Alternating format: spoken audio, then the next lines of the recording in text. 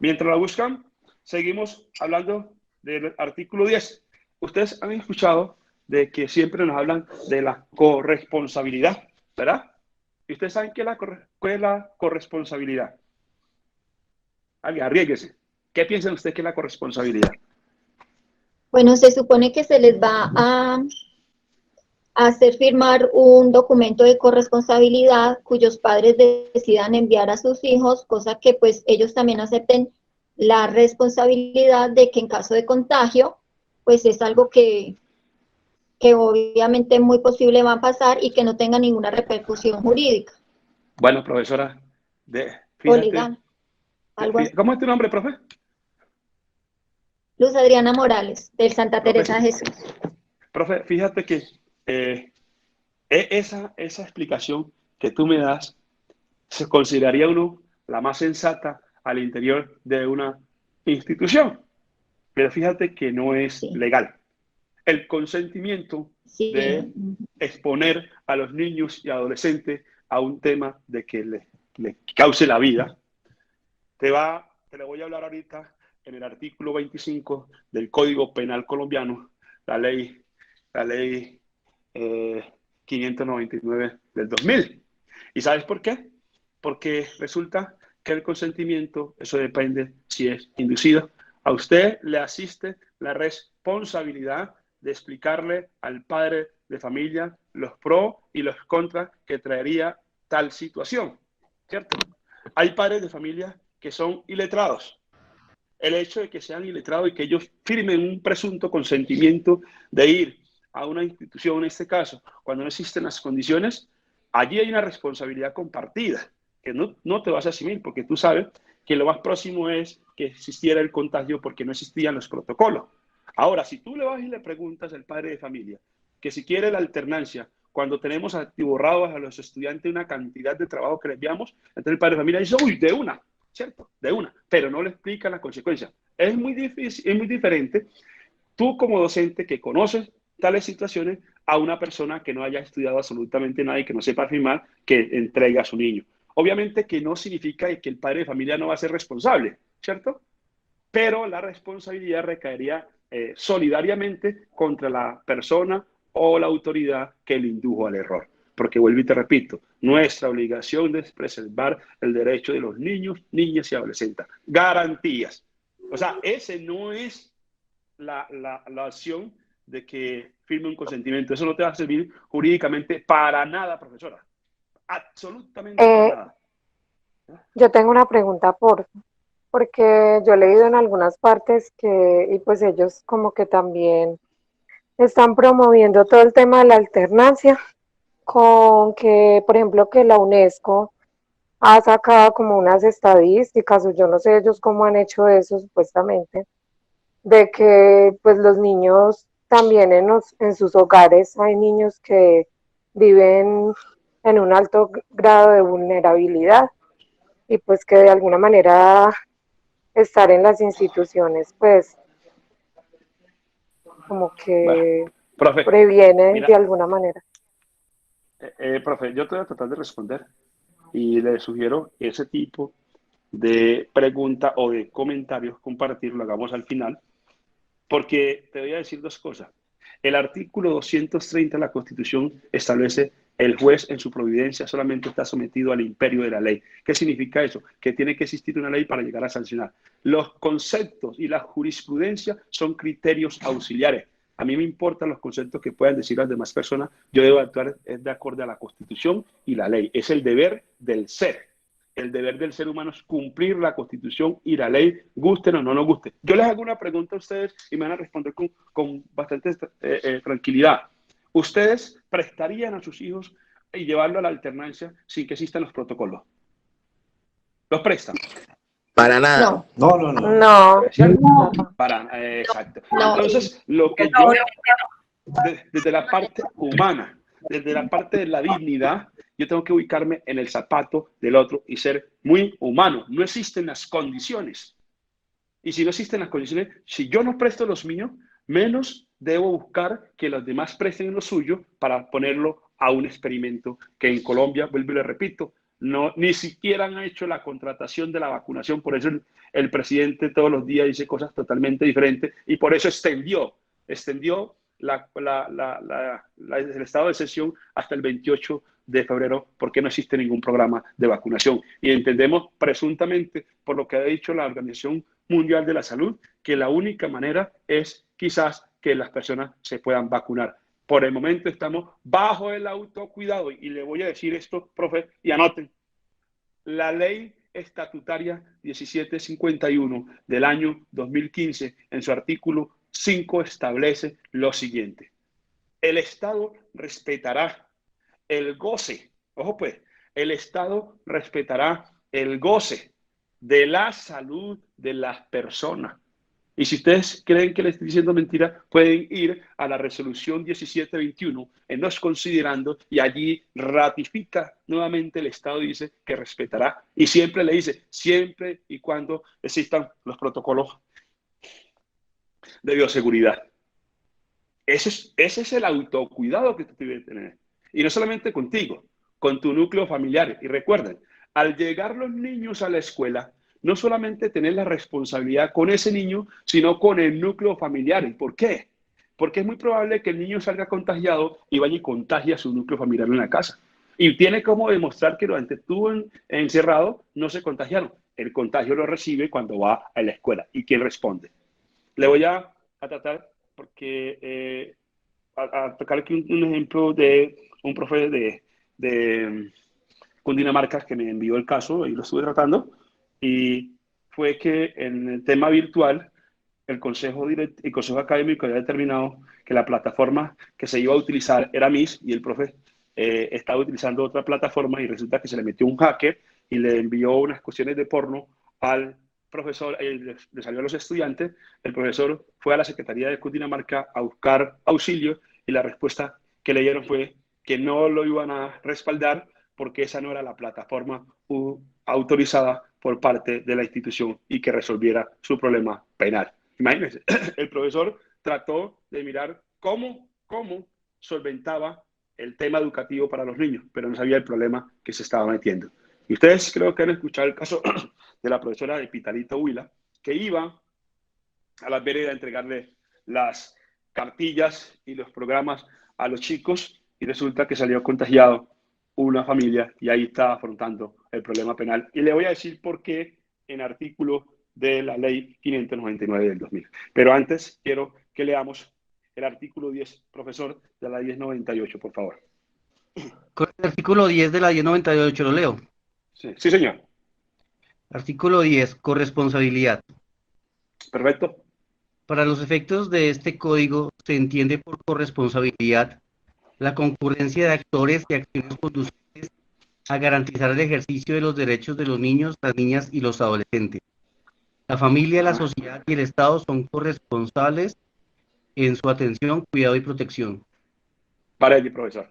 Miren pues, o sea, préstenle mucha atención a lo que les voy a decir aquí. El Estado, la familia, ¿cierto? Y la sociedad son responsables de ¿qué? De preservarle o garantizarle los derechos a los niños, ¿cierto que sí? ¿Sabe dónde le está garantizando el Estado, o sea, la actuación del Estado? Dice el Estado, no, que nosotros les dijimos si existían los protocolos de bioseguridad. Ustedes allá las que tenían que mirar que no los tenían, y si no los tenían, entonces ¿para qué fueron? El Estado sí dijo, vayan, pero si cumplen estas condiciones. O sea, que el Estado llegó ahí y se lavó las manos. Luego vamos a mirar la responsabilidad de la familia. Ahí voy a ir respondiendo la pregunta de la profesora del consentimiento. ¿Sabía el papá y ha escuchado por televisión de la gravedad del asunto de la pandemia a nivel mundial y sabía que en Colombia no había plan de contingencia de vacunación y sabía que el pico en Colombia está arriba y usted para qué mandó a su hijo? Esa es la actuación del padre. Vamos a la actuación entonces de la comunidad educativa, de los docentes y directivos docentes. ¿Sabía usted tenía la responsabilidad? O sea, todo en esa actuación tenemos la responsabilidad siempre de salvaguardar los derechos de los niños, niñas y adolescentes. El Estado se lavó las manos en caso de una demanda, que ahorita le explico cuál es la demanda, y dice, nosotros dijimos, vayan, pero si tienen estas condiciones. Y fuimos muy prudentes, fuimos muy reiterativos. Ahí está la resolución 666 del 2020, para el caso educativo está la resolución 1721, y siempre hicimos énfasis en eso. ¿Por qué lo hicieron? Entonces, esa es la corresponsabilidad, profesores. En la actuación de todas esas personalidades, asumen responsabilidad para buscar finalmente quién fue el culpable y tenga que pagar. ¿Listo? Artículo 53 para que le quede claro el 137. ¿Ya lo encontraron? Medidas de restablecimiento de derechos, ¿es ese? No. 53 de la ley 137 del Régimen 94. disciplinario. Sí, señor, por favor. Ninguna autoridad administrativa. Régimen disciplinario. Siempre que un funcionario administrativo obstaculice grave e injustificadamente el cumplimiento de las medidas legislativas de excepción o se extralimite en su ejercicio, podrá ser destituido previo el adelantamiento de proceso breve por la Procuraduría General de la Nación, la cual podrá, asimismo, cuando la falta sea grave, ordenar la suspensión inmediata y provisional del funcionario investigado. Para allí, profesor.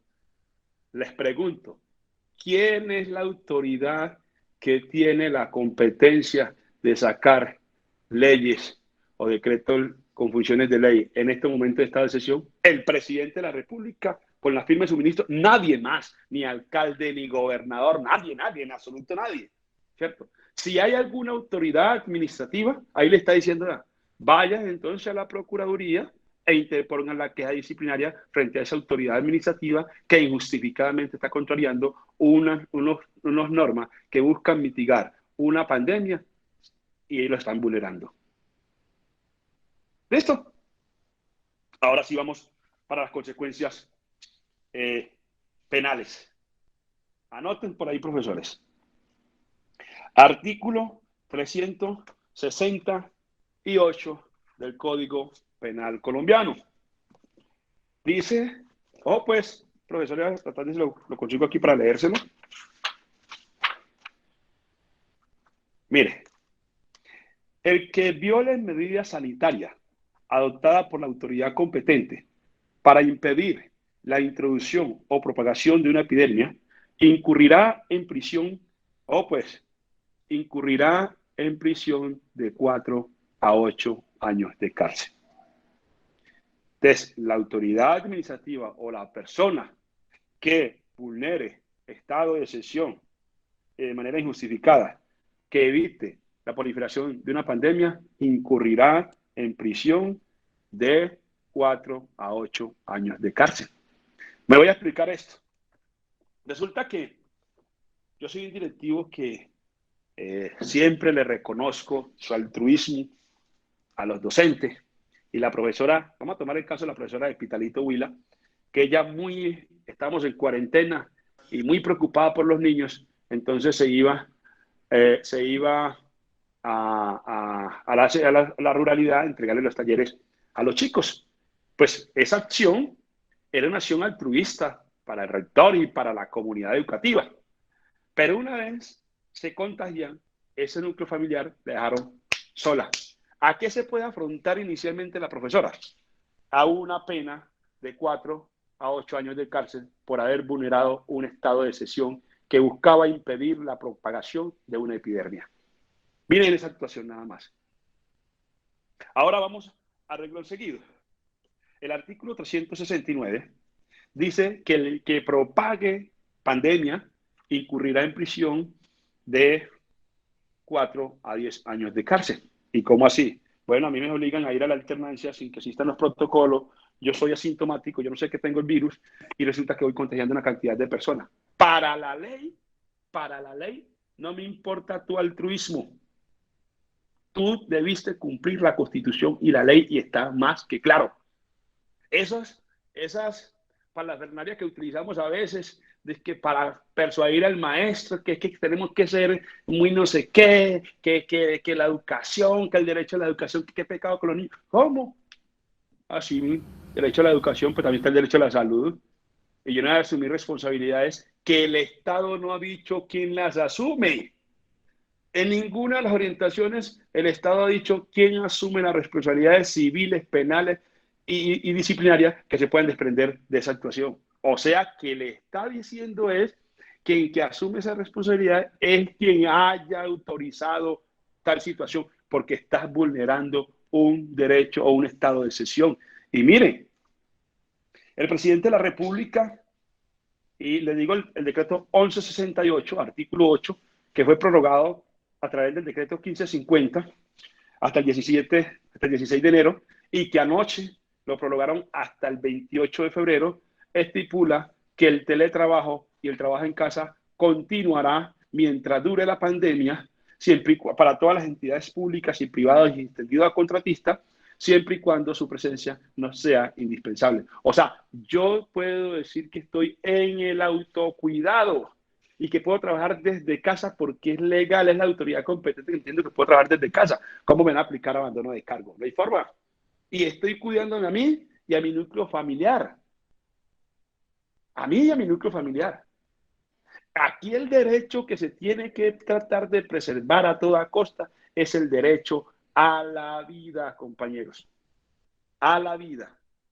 Estamos, vuelvo te repito, al frente de dos derechos fundamentales, que el uno sería absoluto, digámoslo así, y el otro sería relativo.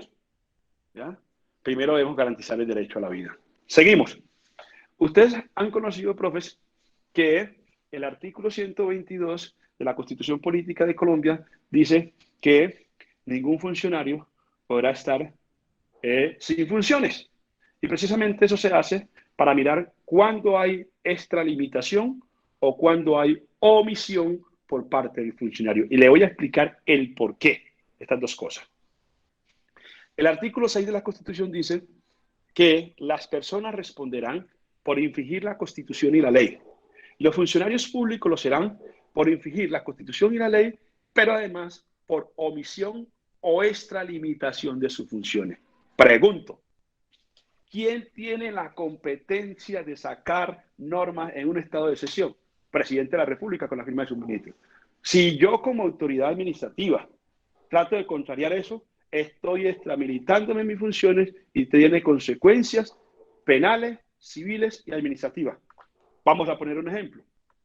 El artículo 90 de la Constitución establece que el Estado responderá patrimonialmente por los daños antijurídicos que causen sus agentes por omisión o extralimitación de sus funciones, ¿verdad? Entonces vamos a poner estas dos cositas en contexto. Resulta que yo como rector, por creerme con unos superpoderes, entonces obligo a los maestros a ir a la presencialidad y obligo a los maestros a hacer un montón de cosas que no están en un estado normal. Entonces, como consecuencia de ello, resulta que el maestro salió infectado de COVID, su núcleo familiar y un montón de cosas. ¿A quién voy a demandar yo? Al Estado. Porque dice, el Estado responderá patrimonialmente por los daños antijurídicos que causen sus agentes. ¿Quiénes son los agentes? Los trabajadores del Estado. Y resulta que como el Estado nunca obligó, nunca dijo que vaya, entonces el Estado repetirá frente al funcionario que arbitrariamente haya tomado tal decisión. Y esa demanda se llama reparación directa, que se encuentra en el artículo 141 de la 1437 del año 2011. Ahí le hablé de las consecuencias penales, administrativas, y le voy a ir cerrando con las civiles. Resulta que cuando los padres de familia matriculan a sus niños, firman un contrato civil con la institución, ¿cierto? Y al firmar un contrato civil significa que están entregando a sus niños sanos, ¿cierto? Al entregar a sus niños sanos, la institución no tiene por qué entregárselo enfermo. Y resulta que aquí hay una cosa paradójica, y se van a buscar ustedes en el artículo 2347 del Código Civil colombiano, que habla del deber del cuidado. ¿Y cómo es este deber del cuidado, profesores? El rector o rectora es responsable del cuidado de los niños, niñas, adolescentes cuando llegan a la institución. Ojo pues a esto. Voy a tratar de explicarlo muy pedagógico para que lo podamos entender. Cuando los niños entran a la institución, el rector puede transferir el deber del cuidado a los docentes que le corresponde la clase con ese niño. Vamos a un ejemplo. Resulta que vamos a la alternancia. El rector le entregó a usted el gel, no sé qué otra carajada, bueno, las 4 cositas que creen que es eso. Y el profesor va a la clase. Resulta que tiene que tener el profesor mucho cuidado con el distanciamiento, que se guarde. Cuando el niño se levantó, tomó algo para desinfectarlo. Cuando fue al baño, desinfectarlo. Va a llegar un momento que el profesor se descuidó de eso. Y si resultó el niño contagiado, ¿de quién es la responsabilidad del deber del cuidado? Del maestro. Porque era usted quien tenía la responsabilidad de tener toda esa cantidad de situaciones al interior del aula. Entonces la pregunta es, ¿el maestro va a ir a dictar la clase o va a estar pendiente de cuando se levante el niño, que como tiene el tapaboca, no lo hace nadie, no lo cumple nadie? Y el artículo 2347 que le estoy diciendo dice que el deber del cuidado lo tienen inclusive por las circunstancias que haga incluso los terceros. Ahí le voy dejando unos artículos para que ustedes se los vayan leyendo, profesores.